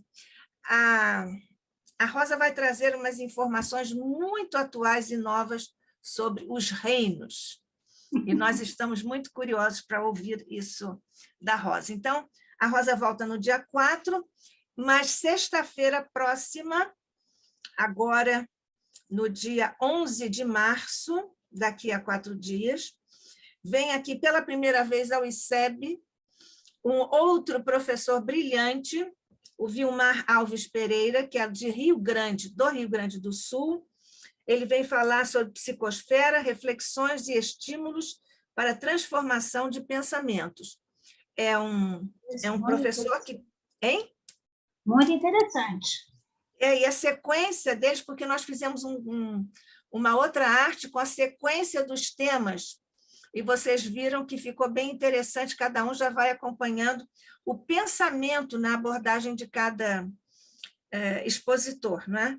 E o Vilmar tem um trabalho muito interessante de antropoceno e tudo mais, e ele trabalha também, não só lá em Rio Grande, mas ele também trabalha em muitas universidades aqui da América Latina e do México. Vocês vão gostar do Vilmar Alves Pereira, sexta-feira, às 9 da manhã até às 10h30 da manhã também, claro.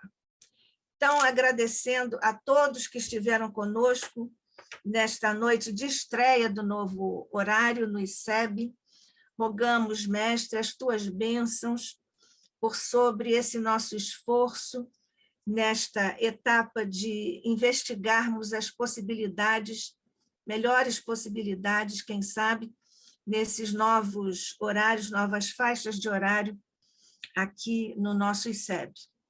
Se nós avaliarmos que podemos melhorar ainda mais, nós o faremos, porque é um trabalho agora de experiência.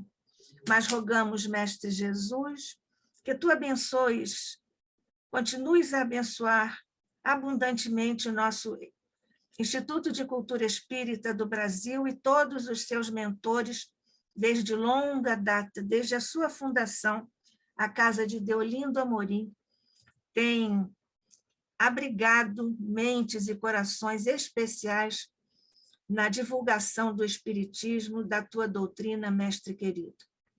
nós ainda te rogamos, além dessa multiplicação de bênçãos, energias por sobre o ICEB e todos os que aqui trabalham em ambos os planos de existência, sejam os mentores ou nós mesmos em nosso esforço pessoal, cada um de nós, mas nós te rogamos ainda, Mestre, as bênçãos da recuperação para os nossos queridos irmãos José Henrique Rubim de Carvalho e César Reis, que hoje, felizmente, já apareceu aqui para nós, ele está em recuperação, e já vemos esta, digamos, aparição do César Reis aqui como um alento para ele voltar, mesmo nas condições plenas que ele sempre nos ofereceu aqui ao ICEB e ao Movimento Espírita e à divulgação do Evangelho de Jesus. E ainda rogamos, Mestre, possas estender nesta hora, dado que falamos tanto das criaturas que se tornam presas de ansiedades, tristezas, enfermidades físicas ou morais, espirituais, perispirituais, psicológicas, que todos recebam, Jesus, o beneplácito da tua vibração, da tua mão que agora, por misericórdia, faz descer por sobre toda a humanidade as bênçãos, as luzes e as energias de reconforto, de ânimo renovado, de força para o bem e de confiança, Mestre, no nosso Mestre Jesus. Que a tua paz, a tua luz possam aqui abençoar os esforços de todos que colaboraram para o encontro desta noite, não só todos que estivemos aqui expondo, mas também a nossa produtora digital, a nossa querida Fátima, que está aqui também conosco, bênçãos para ela e também para a sua filha, e para todas as famílias que estejam agora vinculadas aos nossos corações. Graças te damos, Mestre, sob o olhar de nosso Pai, hoje e sempre. Assim seja.